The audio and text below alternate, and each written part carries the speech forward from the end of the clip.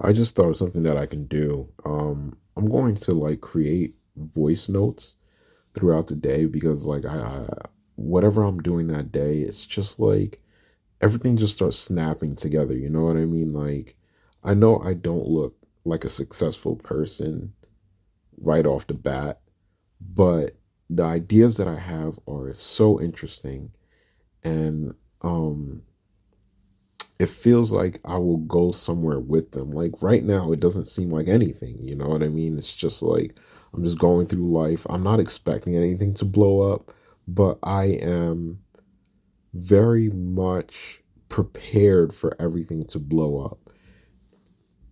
Just thinking of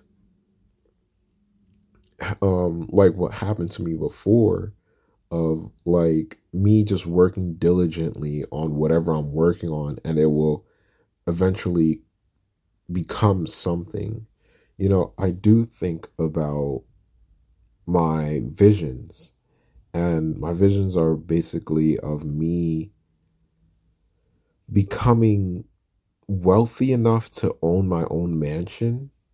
And I this is what the dream is about, or the vision that I have. I call it a vision because I didn't have it in my dream. Like I can still recall this particular image or this particular point in time or this particular, you know, dream that I can think of on command.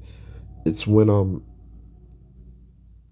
I have like a mansion, I'm in a blue suit and I'm laying on the lawn of the mansion. And that's all that I can remember. Like I'm saying that it's a mansion, but I'm not really 100% sure, but it felt like there was a mansion there and I was in this blue suit. It was like a baby blue suit. And I was just laying on the grass, just laughing. And, like before I had schizophrenia and before I started smoking weed heavily, I never thought further than today. Like it was just like, okay, today I'm going to go to work, or today I'm going to hang out with May. Today I'm going to buy some weed. Today I'm going to hang out with Carol. Like it was just today I'm going to hang out with Ryan. That's how it was. I wasn't thinking about the future ahead of me. So I wasn't like documenting anything. I was barely taking any pictures. I wasn't recording myself. I didn't buy a computer. Like I had $900 to my name every 2 weeks. And I didn't I didn't invest that money into anything constructive. Like, yes, I did start. I started, but I still wasn't thinking about tomorrow. I wasn't thinking about a year from tomorrow. I wasn't thinking about 5 years from tomorrow. Like, now I do that with everything. It's like writing, you got to think about this. Writing is such a task that you have to take it day by day and then it becomes something after a while. So you write day by day. After a year, you have a book. You know what I mean? Like, and you can publish this book, you can work on this book, it can become something. And it was so cool today. I was like, bro, I don't know how to go about my book because I have a book.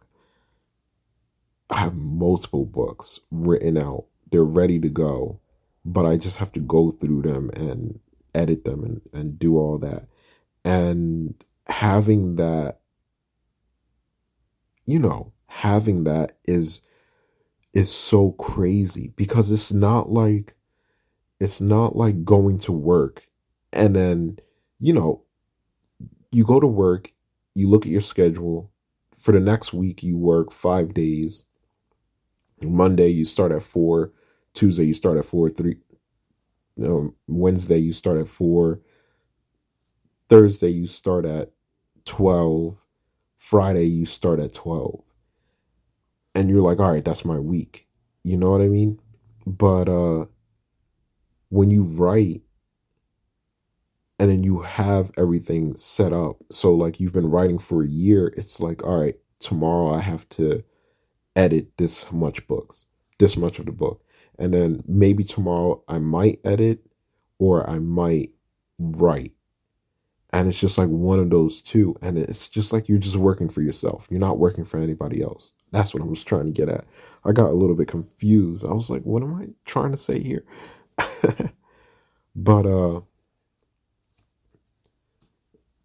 that's the thing. It's about planning ahead. You know what I mean? Like people don't usually do that, and you don't know how to do it. And what I say for people, it's like I feel like what I'm doing, everybody can do. Like I have to understand that not everybody can write the way that I do.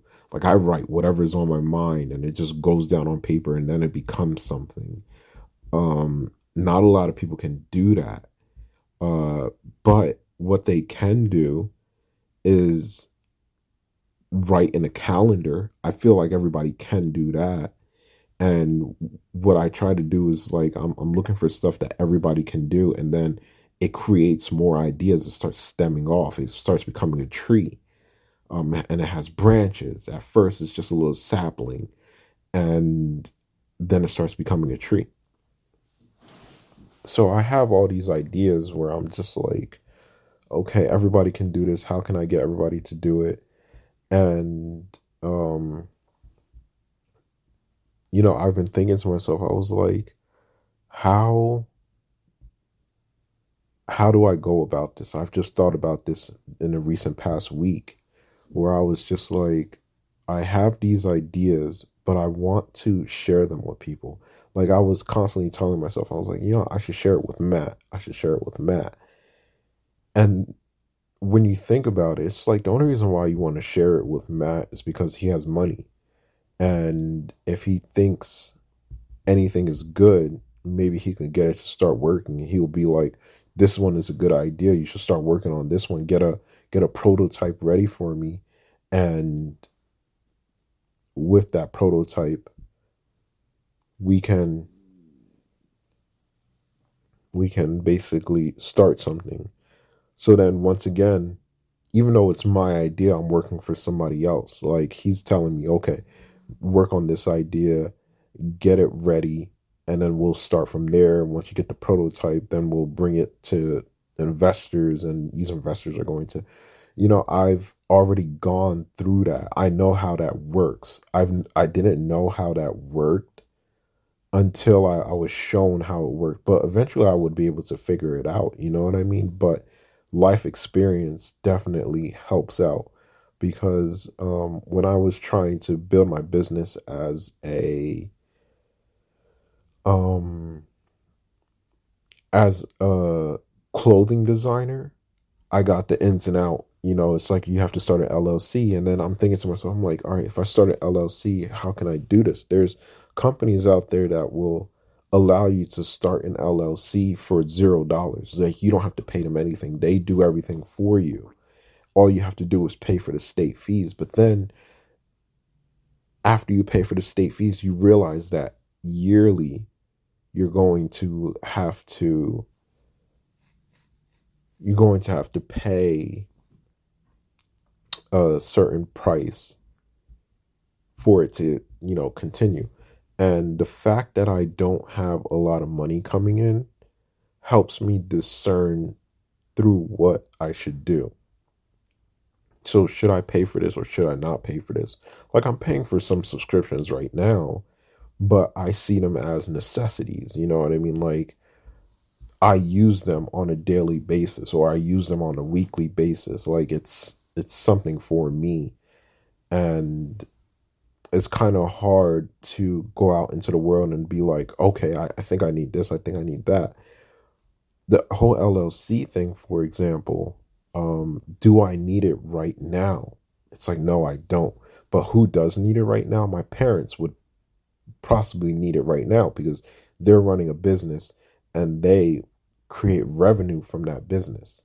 Um, Even though they're not making as much as they should be making, they're still making money. And if personally, like the way I'm thinking right now is that if I had a business, would I have gone for the LLC? That kind of seems like a subscription that is definitely needed because um it's a way of prevention. It's like buying insurance. So when you buy a house, you have to have insurance with it as well. Insurance is not something that's really optional. You know what I mean?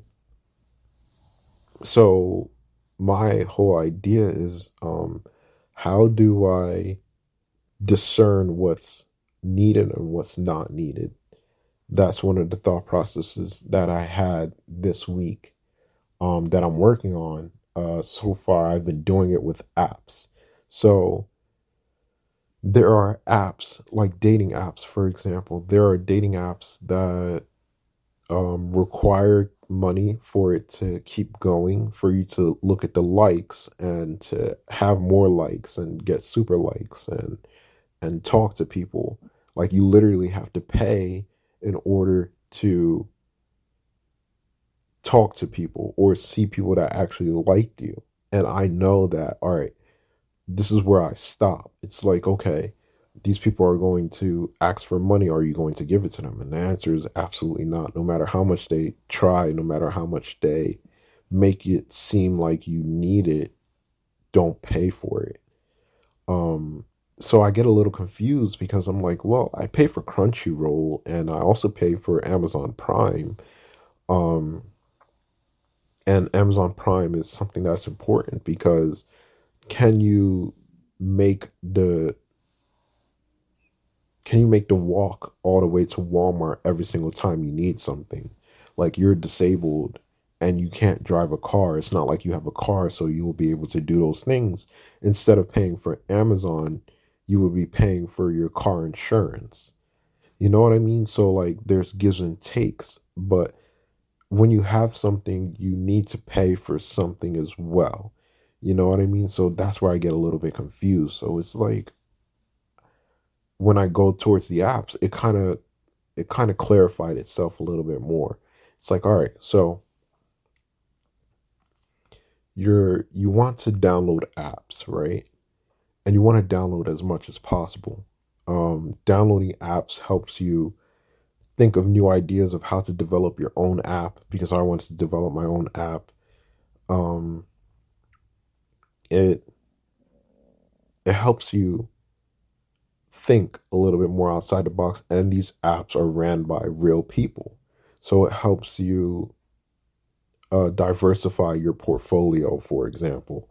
Like it's getting your name out there.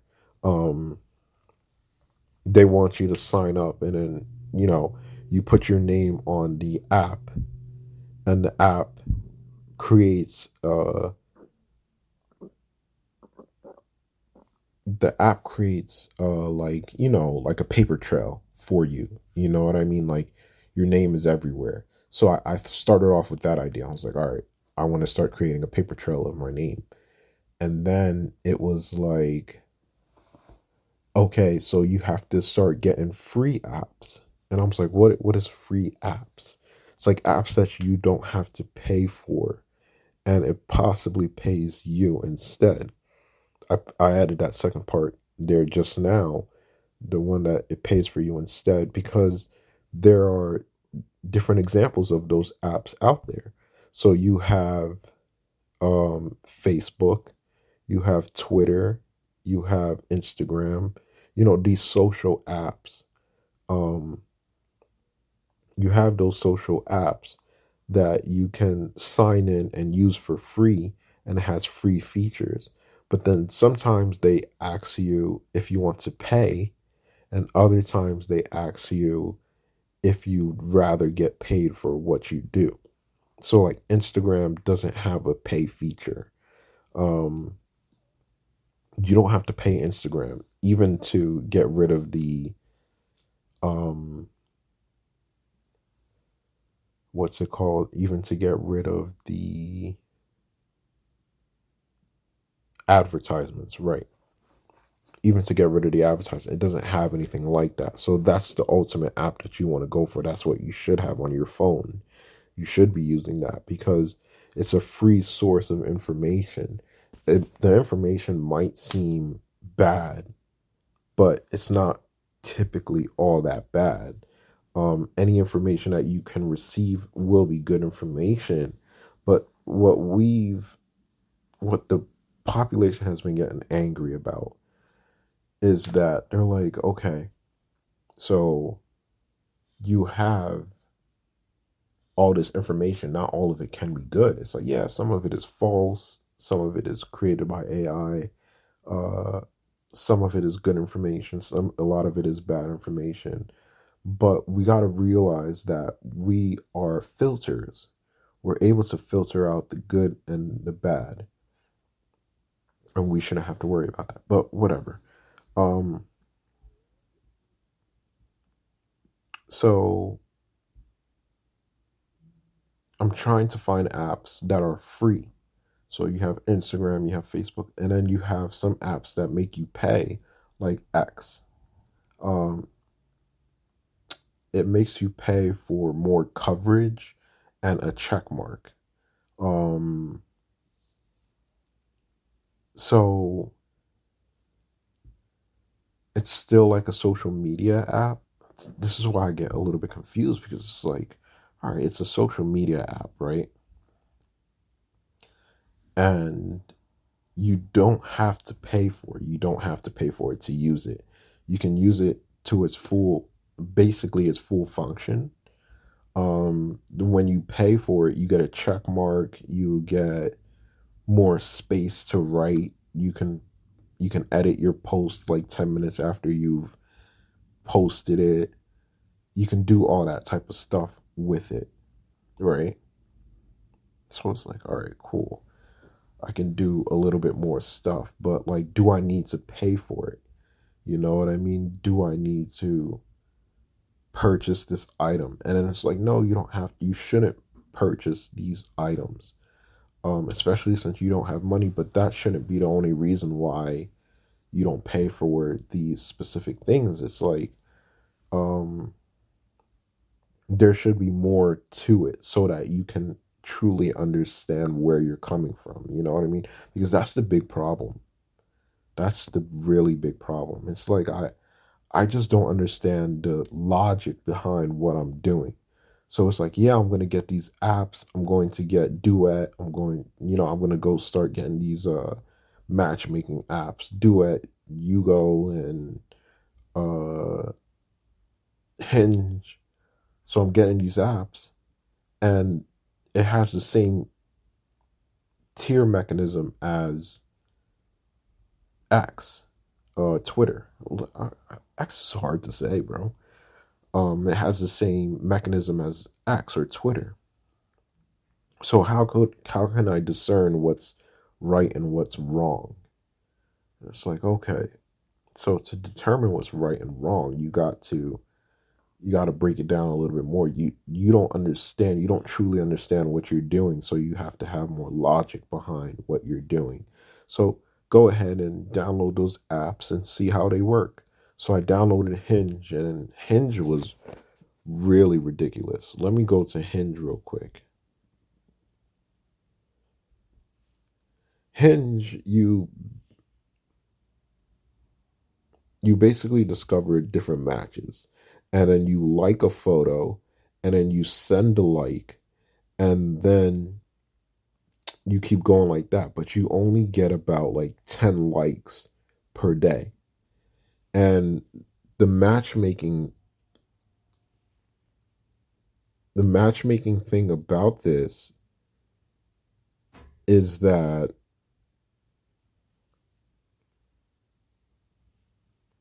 when you like a photo or you like something that they say, uh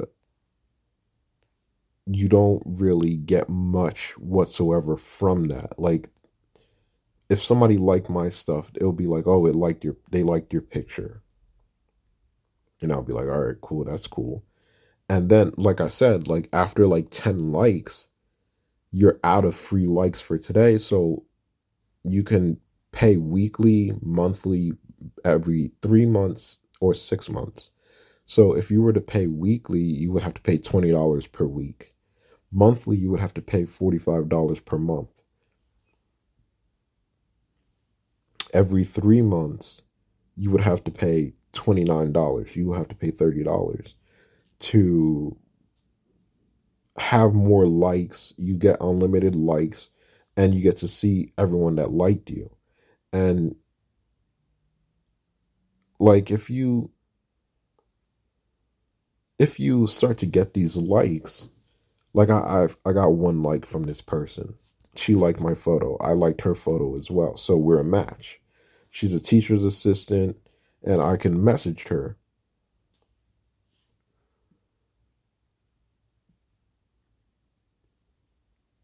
Um I can't even message her. Actually, that's wrong. I can match with her. Let's see what's going on here. You match with Ani. Ani is something you shared with you before you start chat. I don't believe in 50-50 when you have beauty and brains. Also from Minneapolis. So her thing says, I want to see how this works. So I start the chat. She liked my photo. I liked that she liked my photo. You know what I mean? Then she said something ridiculous. She's like, if you have beauty and brains, I don't believe in 50-50. So she's the type of person, this is what May is all about. Like, the man has to pay for everything. You know what I mean? That's her type of mindset. And it's like, if I have to pay for everything for you, like in my mindset, I'm like, if I have to pay for everything for you, then you're not good in life, are you? Like you don't know, you don't have any direction in life. That's how I see it. It's like you're just mooching off of somebody else. You're glorifying mooching off someone else by using the years of women uh what's that word when you've been treated badly? um you're using woman oppression nowadays. It's like saying, it's like being black and being like, I will only be a slave, you can only hire me as your slave. Like, don't, you can't pay me for anything, don't pay me for anything, I'd rather be a slave. And it's like saying, being this black, I shouldn't be your worker, I should be your slave. That's how I think of it personally. So when girls use oppression as their way of getting through life, it's like, I still want to be oppressed for the rest of my life. But now they want some respect on top of it. It's like I want to be a slave, but I want 3 days off instead of 2 days off. That's how I see it. That's exactly how I see it. I think it's ridiculous. It's very dumb. It's like you're just moving backwards. You're moving backwards. So you can start a message with people that have liked your stuff, and then I have something extra. It's like, if nobody messages you first, don't message them first, because it's just going to be a waste of time. It just shows that they're uninterested. You know what I mean? Like, if they message you first, that shows that they're interested. They want to take it a step further.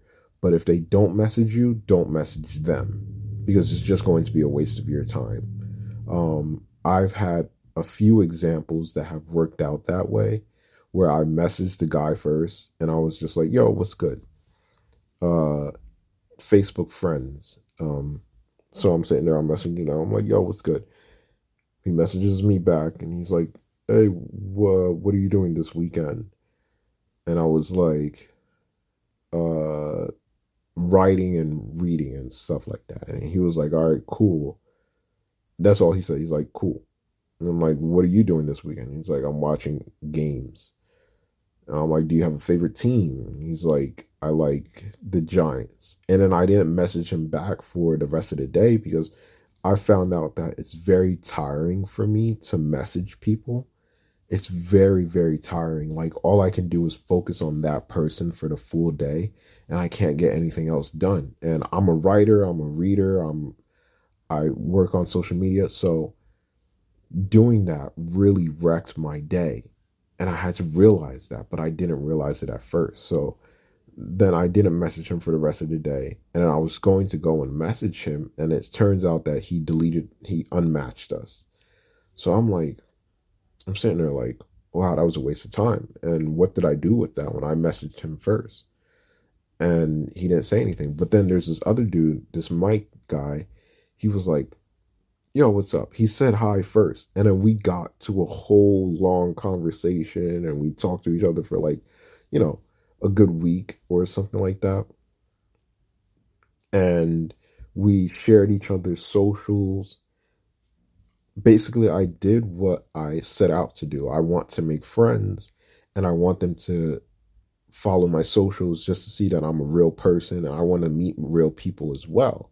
You know, Mike was a real person. I looked at his Facebook page and he's been updating different statuses here and there. And, you know, it's like, oh, it's a real person that I'm talking to. It's not a fake person. Because I've talked to, there was this other girl that I was talking to and I sent her a message and she was like, download Telegram. So I download Telegram and we're talking day for like 3 days straight. We're talking for like 3 days straight. And then on the last day, she's like, why don't you join my OnlyFans? And I was like, no, I'm not going to join. I can't do it. I can't do it. She's like, no, do it, do it.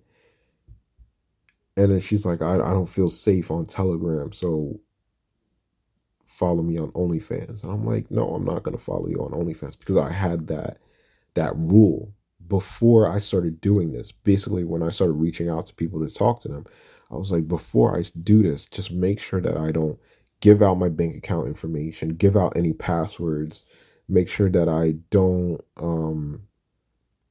I try to stay away from sending out phone numbers. Um, but eventually, because I thought about it like this, the only reason why I'm like, I won't send out phone numbers is because on my Facebook, you can see all my phone numbers listed there and everything's going to be public. So if a scammer really wanted to get to you, all they had to do was search up your name, go on your Facebook, and then start hacking your stuff. You know what I mean? Like if a hacker wants to hack you, they will do it. You got to realize that there's not that many good hackers out there. You know what I mean? It's like, bro, there's not that many of them, bro. So you can relax. You don't have to think about that. Just try to put yourself out there. But make sure that, once again, don't give your bank account information. Don't give your passwords for anything. Like, I've worked with scammers before, and I know that what they try to do, what information they need to get you to do certain things.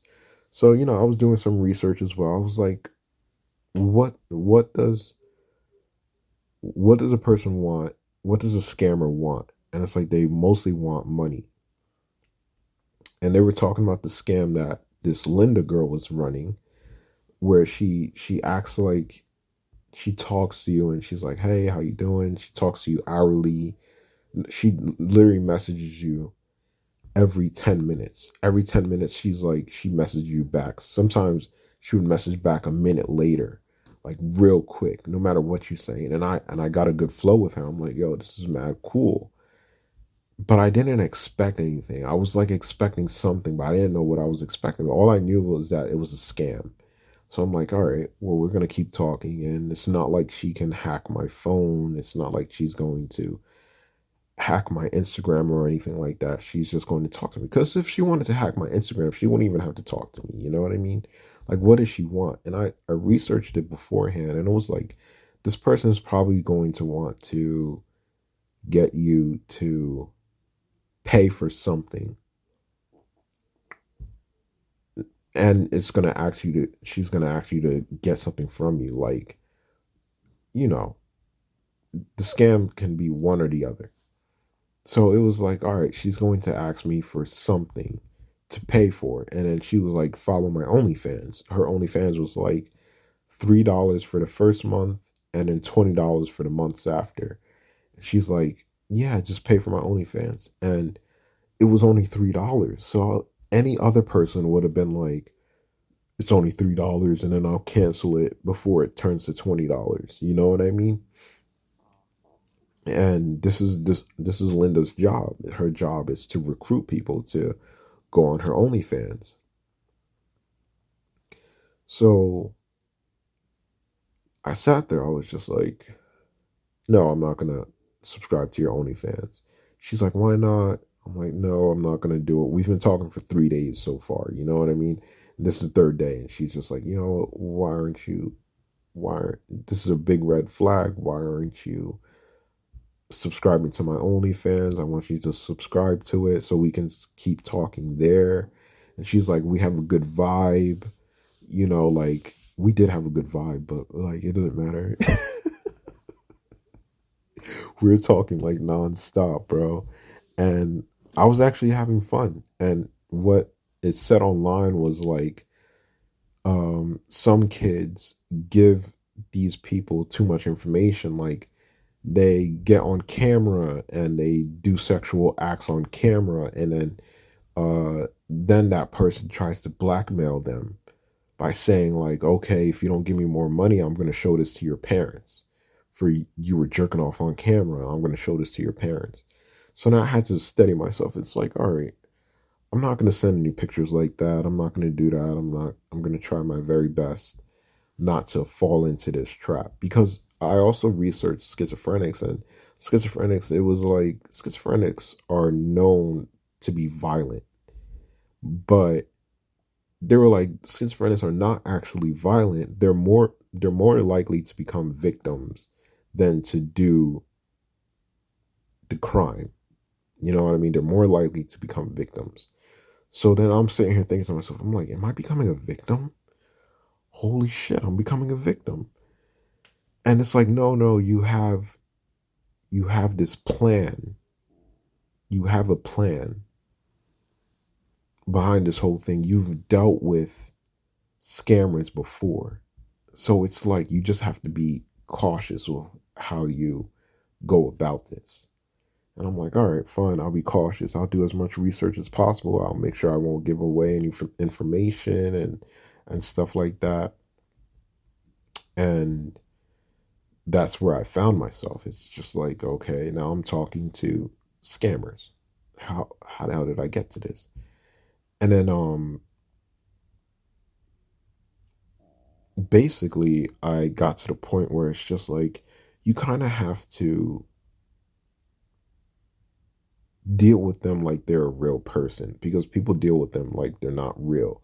And if you deal with them like they're a real person, your days will continue on much better than what you're thinking. So, like, if I never dealt with Linda, I would have never seen her game and I wouldn't understand how the game works. It's just like we're just like sponges, bro. We need information. And I feel like when we become adults, it's a new type of world that we have to learn about. And what we're told is like, what we're given is that the world that we have to learn about is how to cope with working 9 to 5s for the rest of our lives, instead of just going to school. And yes, you're being tested and you have to deal with people every day. um you're doing this where you're like, I have to wake up at 7 a.m. and then I have to get on the bus by 7:30, and I have to go to class and I have to remember 5 different subjects, and there's a test on Tuesday, then there's another test on Thursday, and this one's history, this one's math, this one's science, this one's, it's very tough. It just seems a little easier. It seems easier, but it's not. It's just the same difficulty level as working a 9 to 5, but they kind of mask it for you because you're young and you're impressionable and you're easy to mold. And because you're easy to mold, it seems like it's an easy task to do. It's like, oh, all I do is go to school, and my whole life until 18 years old was pretty easygoing. So I don't I didn't think of it as a job or anything like that. But working 9 to 5 is definitely much harder than going to school for 8 hours. You know what I mean? Working a job is harder than going to school for 8 hours. So thinking about it like that, right? You learn how to deal with stuff. And what I learned was that not everybody can deal with what is being thrown at us. Like it's a very unnatural thing to go to school. Like school is unnatural and we have to realize that. That's what we don't realize. You know, a lot of people glorify school and they say that school will get you through anything, and if you don't go to school, you become uneducated, and then you're just not a human being at that point. You know what I mean? But you still, whether you go to school or not, you still struggle with identifying yourself. Um, it's like, how do I know who I am? Um, School doesn't teach you how to find yourself. So you in this world, you can go to school or you don't have to go. You can go to school or you don't have to go to school. Either way, it's going to be about the same difficulty for you. Like it won't really matter. Like if you go to school or not. Like if you didn't go to school and you can't read as much, life will be difficult for you. But if you did go to school and you can read, life can be just as difficult for you. Because reading doesn't typically teach you, okay, you should you should work at a supermarket. If you can't work in corporate, you should work at a supermarket. And you know, that's just like your natural smarts. It's like naturally you know not to work at a warehouse. You know, there's different tiers. There's a warehouse, then there's supermarkets, then there's independent work. And you know what I mean? Like there's levels to this shit. One job is better than the other. Absolutely. Absolutely. There's no doubt about it. Warehouses are for immigrants. Um, Supermarkets are for immigrants and, you know, people that, oops, supermarkets are for immigrants and high schoolers. No, I should make it more simple. Kindergarten, I said kindergarten. Supermarkets are for people that have gone to high school, and then it goes up from there. So then you get the independent work, and it's like if you've gone to high school, then you should be able to do this independent work.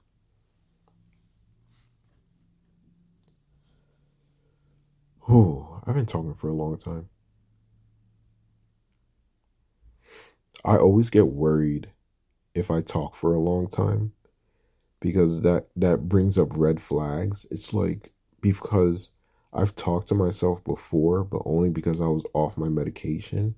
And I've done all these things off my medication. And when I do it, even though I'm on medication, I still get worried. I'm just like, oh my gosh, am I having an episode right now? Am I talking too much? Like this is what goes through my head. So when I talk about in my book, I talk about constantly doing checks. That's what I'm checking for. It's like, am I going crazy? Am I going crazy? No, I'm just having a conversation with myself and I'm recording it. You know what I mean? Like I'm actually doing something positive. But instead I'm just like, I might be going crazy. I might be going crazy. And then I I depend heavily on my family to that point because I'm like, you guys would tell me if I'm going crazy, right? Like you're not gonna just call the hospital on me and I'm gonna be hauled off and they're gonna go through my rooming and they're gonna take whatever they want to take and destroy my stuff. You're not gonna do that to me, right? Um, being in this situation, being a schizophrenic really, really makes you wary of people. Um, it's like you lose trust in people very much, and people don't realize that. But I was originally talking about the app idea that I have, and then I went into the scammer stuff because that stuff was really interesting. Like I'm sitting here thinking to myself, I'm like, am I becoming a victim now? Like I can't tell the difference between scam and not scam. But then at the very end, I was like, oh, I can tell the difference between it, and it's not like I'm gonna go off the deep end where I'm gonna be like, I have to talk to Linda. Let me subscribe to her account and let me talk to her for a little bit longer. Like that's the scary part. It's like, bro, do you know when to stop? You know what I mean? But what people don't realize is that when you go online, everything seems fake and you rarely meet real people. You know what I mean? So you kind of have to condition yourself into breaking the norm. The norm is nobody talks to anybody. And when you go to therapy and when you go to group therapy, that's what they'll tell you. They'll be like, leave your personal lives out of this. Don't talk about your personal lives. Don't meet up after this. You shouldn't be exchanging numbers. You shouldn't even know each other's last names. And when you think about that, right? You think about that and you're just like, am I in jail? And what I've learned from that, these things kind of shape you. It's like you have to see right from wrong. So I'm looking at that rule and I'm just like, is that right or wrong? Like, what if I meet a cute girl in here and I want to meet her afterwards? And it's like, no, you shouldn't do it because both of you are messed up in the head right now, and we don't need two messed up people congregating outside of therapy. You know how messed up that is? It's like they're treating you like you're not even human. Because as humans, we need interaction. So group therapy is very, very damaging. And my sisters, a lot of people will be like, no, therapy is good for you. You can't connect with that person because they think that you are crazy. Do you know how messed up that is? Like, think about it like that. It's like they don't want you to have contact with anybody because they think you are crazy and that something bad will happen. That's why the therapist does not give out their name. They don't they don't have a Facebook. They don't have LinkedIn. Like I know this because my sister was a nurse and now she's becoming a psychiatrist and she's like, I have to make it harder for people to find me online. So these people, these doctors become something that's untouchable in society because they have this mindset that's just like, you can't touch me. You can't talk to me. I know what I'm doing. I'm the right person in this society. And it's like, bro, but you're not right. And you hiding yourself from everybody else, you're creating this idea that if you're successful, you shouldn't have a presence online. So people follow that. They're like, you know what? In therapy, we don't give out names. We don't we don't meet up with each other afterwards. And then you go out into the world and that's what you start to see. You know what I mean? It's like people don't really ask many questions of each other. They kind of keep to themselves and they do what they do daily and they don't interact with anybody. You know what I mean? That's why May is such a wild card. I may say, I may have a lot of opinions about her, but I know that she's a wild card. Like, she's a girl, she's pretty, and she actually makes a lot of friends. Like, when she goes to the bar, she makes a lot of friends. She she has become very selectful because of that. Because girls, this happens to girls, and girls go out in society and they're like, I'd rather you not talk to me. Like they become this untouchable thing, and it's like you're walking around with a whole bunch of doctors around you because they're like, I don't want to be known online. I don't want you to have my number. And you're meeting real people and they're trying to give you their number. And you know how hard that is for a guy to go out into the world because all you're doing is emulating a man, a male. That's all you're doing. Because when you're a doctor and you're like, I need to make it harder to find online, as a male, you're hard to find online. You as a male have to go out and um make friend requests with everybody. You have to do that. The girl doesn't do it. Remember when we were in high school? It's like we're the ones that have to send those friend requests. We're the ones that have to ask for their uh AOL username. It's like, what's your AOL username? XOXO White Tiger XOXO. It's like, bro, I would have never found you. It's like XOXO White Tiger. XOXO White Tiger is Emily, guys. Emily is a cool girl. I had a crush on her, but I never did anything about it. I had a huge crush on her, but I didn't think I liked the way that I wasn't really attracted to her. That was the weird thing. That's why I fought it so much. And that's where I got the idea that if you feel an attraction to somebody, that it goes both ways. You know what I mean? Like if you're attracted to a person, they're attracted to you too.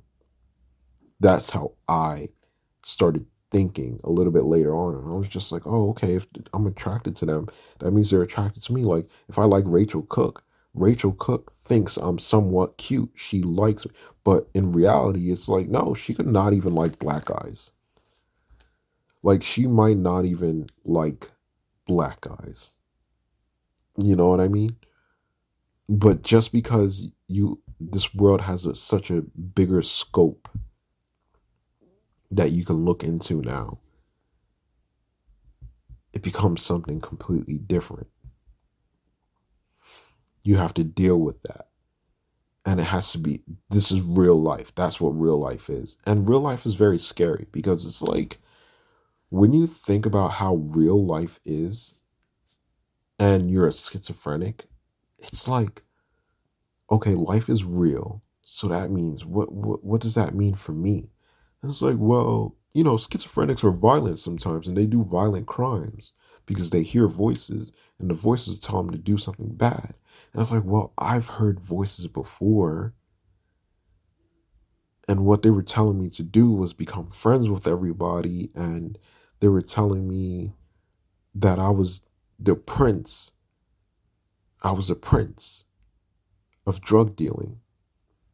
And I've done heavy, heavy drugs, even though I didn't know I had schizophrenia. And I didn't become violent. Like, I I was close to it one time, but it wasn't violent. It was violence. You know what I mean? I never even talked about this. I guess I should talk about it now. At one point, the voices were telling me to have sex with this one girl, and if I did it, it would have looked like rape because I didn't know the girl. We were at Dan's house, and we were sitting there, and I took a huge dab, and then my mind started bending. You know what I mean? I took this dab. I'm like, yo, oh my gosh, bro, my mind is absolutely bending right now. It's bending. And it's like, yo, have sex with this girl. And I'm just like, okay, okay, I'll do it. But then I started fighting it. You know what I mean? It's like, I didn't say, okay, okay, I'll do it. It's like, have sex with this girl. I'm like, oh my gosh, I don't know what's going on. I don't know what's going on. What do you mean have sex with this girl? What are you talking about? And it's like, have sex with this girl. And then the feeling finally passed. So it was like, have sex with this girl, have sex with this girl. I'm like, no, no, no. And then it was like, oh, okay, the feeling passed. And then everybody, the girl in front of me kind of dropped to the ground. And she was like, oh my God, thank God. It's like they were in my head. It's like everybody was in my head. So that's what like hallucination kind of feels like. It's effing crazy, guys. Absolutely crazy. Like you're just sitting there like, bro, what does hallucination feel like? It's quite possibly the scariest thing that you can go through because now you become something that is unpredictable. And you do not want to be unpredictable. Unpredictable can be good or bad. It can be very good or it can be very, very bad. And schizophrenia makes you wonder what it is. You know what I mean? It's like, am I doing things out of the good nature of my heart or is this something bad? So I question everything that I do day in, day out, day in, day out. I'm questioning it because this society isn't forgiving. If I do something bad, okay, I do something bad, this society will never forgive me.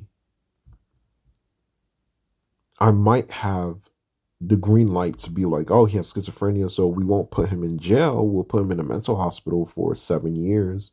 And then after that, he gets to be released. 7 years? You're going to put me in a place that I can't move from for 7 years? That's the type of justice that I face. And very much so, I'm like, bro, that's not justice. And I need to remake what justice is. And I have been having schizophrenia has given me so much responsibility to deal with that it's daunting. It's like being a Regis. I'm reading Blue Bloods right now, and a Regis is the top vampire in that one particular country or zone. There everything goes by them. You know what I mean? Like it's like being a president. Everything goes by you, but you know how the president of the United States, the president of Canada and stuff like that. I don't think Canada has a president. I think they have a queen. It's more in tune to being a king or a queen because as a regis, you you have so much power and money that you can do almost anything. You know what I mean? You have mad money. You have a lot of money. You do have to amass it yourself. I don't know how Oliver amassed that much money because he was talking about being in like this penthouse and like it was the most expensive thing ever and he could do this, he could do that. Oliver became very, very rich as a Regis. Um, the last Regis, Charles, I think that's what his name was. I don't think it was Charles. Shit, I forgot his name. But the last Regis, he wasn't that wealthy. He was just more of a he amassed his wealth through his own work. You know what I mean? He was working and he's just like, you know, I'm gonna do this, and he did it, and he created a media company, and he had a lot of money, and the coven itself has a lot of money. Oh, I think that's how it works. So the coven itself has a lot of money, and the regis gets to dip into that money anytime that they want. So you know, it's like I think that's what Oliver was doing. Like the coven had a lot of money, and he was dipping into it whenever he wanted to. Um, But yeah, it's like having a lot of responsibility, a lot of responsibility. And people don't understand the responsibility that we have. It's like we are teetering on the border of freedom and jail. Every day I'm bordering that. Because one day I could just snap. What if I just snap one day? You know what I mean? That's the question. It's like, what if I just go off the deep end one day? What if that just happens? What if my medication stops working? You know what I mean? Um, so I deal with that, and dealing with that is very, very troubling because now that I judge myself like that, it's like, you know, the people talk when you hear about schizophrenia, you're like, they talk about the medication. They're like, the medication sucks. Like I was listening to this one doctor. He's like, the medication is not good at all. And then he said, schizophrenia is probably the worst condition that you can have, the worst type of disease that you can have. It's the worst. It's the number one worst because it's unpredictable. That's what he was saying. So when these people talk about schizophrenia, it makes you even more fearful of yourself because, like, I was listening to this one girl and she was talking about her schizophrenia and she was talking about how um, she used to hear voices like 100% of the time or 90% of the time. And then with medication, she hears it 5% of the time. So it doesn't 100% go away. And I'm starting to learn how that feels because my schizophrenia hasn't 100% gone away. You know what I mean? But when I go to doctors, when I go to psychiatrists, I'm just like, yeah, I feel fine. I don't have any suicidal thoughts or anything like that. But like 5% of the time I do, but it it's not as strong as it used to be. And yo, bro, I've never had suicidal thoughts until I started taking the medication. I feel like people need to understand that. It's like, bro, I've done some things that are suicidal, but I've never had suicidal thoughts until I started taking the medication. Like real suicidal thoughts. You know what I mean? Whew, like whoa, that's a little bit too far, bro. Like you this is becoming very serious. So my life has become very, very, very serious, extremely serious. Um, and with that, with great power comes great responsibility. You know what I mean? That's what comes to mind when I think about schizophrenia. And these superhero movies are so inspiring because you are so different from everybody else and you don't even realize it, and everybody downplays how different you are. You know what I mean? They're always downgrading it. They're like, yeah, I mean, you are schizophrenic, but everything that you believe in is wrong, and we won't listen to you when it comes down to it. If you go crazy, we know that you did some drugs, and we're gonna drug test you. And if you didn't do drugs, then that's great. But now your medication is not working, so we have to keep you for a week. We have to keep you for 2 weeks. We have to adjust your medication, and you don't really have rights, but you don't really have rights because you're considered crazy. It's absolutely crazy, dog. But I just talked for a whole hour. I guess I had to talk about a lot of stuff. And this is one way I get my thoughts together. Um, but yeah, yeah, yeah, yeah, yeah.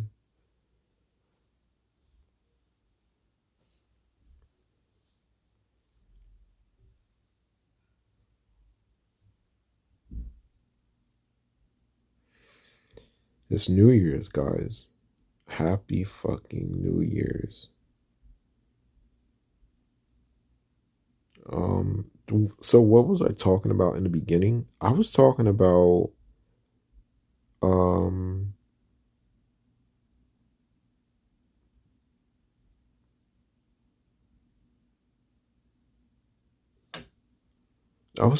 the ideas that were going through my head. Um, I'm just trying to organize them right now. So these are my voice notes. This is me trying to organize my voice notes. Yeah. Yeah. I'm just trying to organize my thoughts. You know, I have great gear to work with. This is the Samsung S25, and uh it captures sound very well, way better than my uh A32. The A32 came out 4 years ago or something like that. I still have it, and Samsung still gives you $100 for it if you were to trade it in.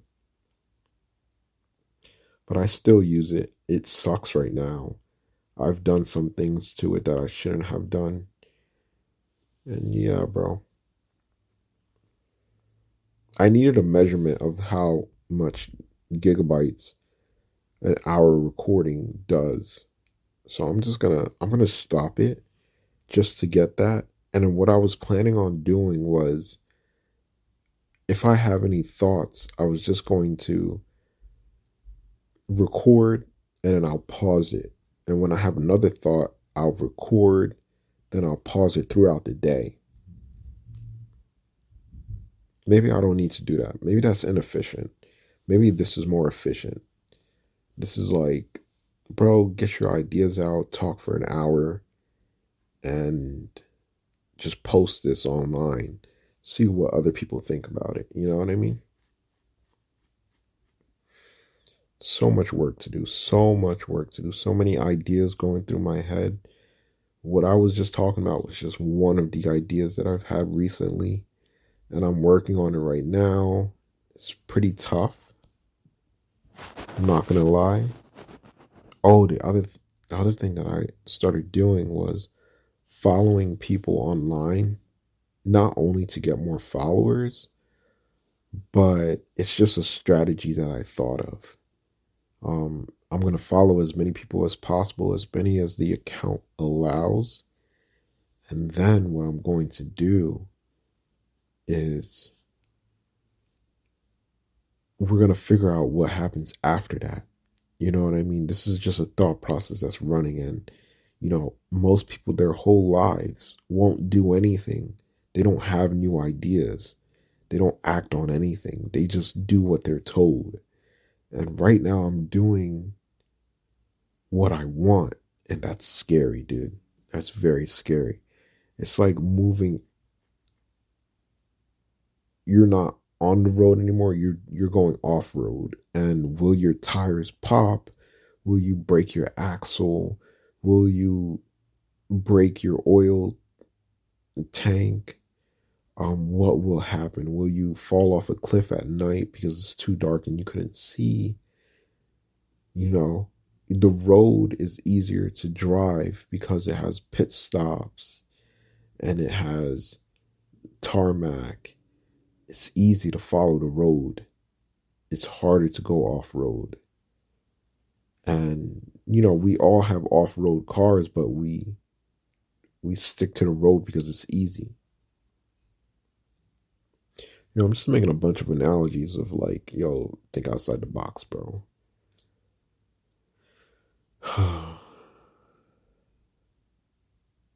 right, I'm gonna leave it here, bro. That was my thought process. That's what I was thinking about today.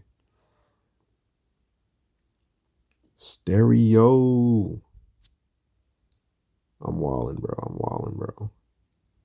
I have so many ideas, so many ideas, so many ideas, and I do not want to go to jail for having too many ideas. All